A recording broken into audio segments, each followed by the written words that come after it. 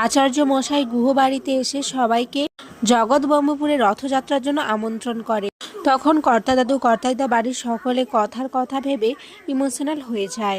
তখন বুলি বলে ওঠে সেও যাবে, জগন্নাথ দেবের রথ টানবে। তখন আচার্য মশাই বলে, সে কি, তোমাকে দেখতে তো একেবারে কথার মতো।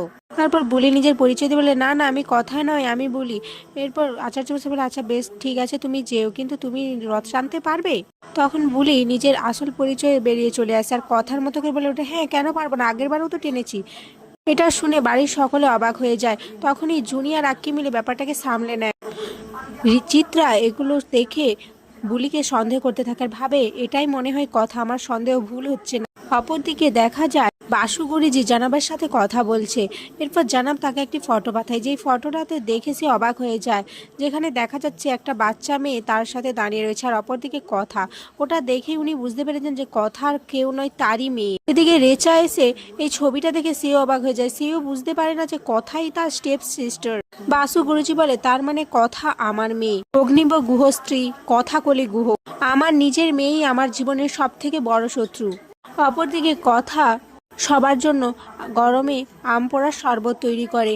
এভি কথাকে দেখে খুব রেগে যায়। তাদের মান অভিমান এখনো চলতে থাকে।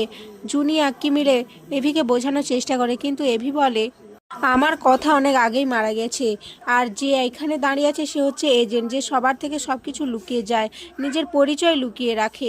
কথাকে আম পোড়া শরবত বানাতে দেখে চিত্রার আবার মনে সন্দেহ জাগে, বলে এ কিভাবে সম্ভব, এই কথার মতো কিভাবে করতে পারছে।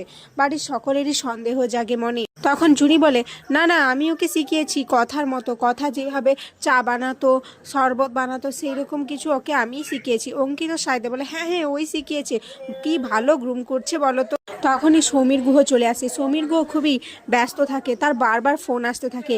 কথা এইসব দেখে সন্দেহ জাগে, বলে কি ব্যাপার, বাবার ফোনে এতবার ফোন আসছে কেন। এরপরই কথা সমীর গুহের ঘরে যেয়ে লুকিয়ে লুকিয়ে কিছু খুঁজতে থাকে, কিন্তু সে কোনো প্রমাণ পায় না। তারপরে সে একটা বদল দেখতে পায়, যেখানে দেখা যাচ্ছে কলকাতারই একটি হোটেলের নাম। তার মানে কথা বুঝতে পারে সমীর গুহ মুম্বাই যাননি, এই কলকাতাতেই একটা হোটেলে ছিলেন, কিন্তু কেন ছিলেন সেটা বুঝতে পারে না। এরপর কথা তাড়াহুড়ো করে ঘর থেকে বেরিয়ে আসে আর এভির সাথে ধাক্কা লাগে।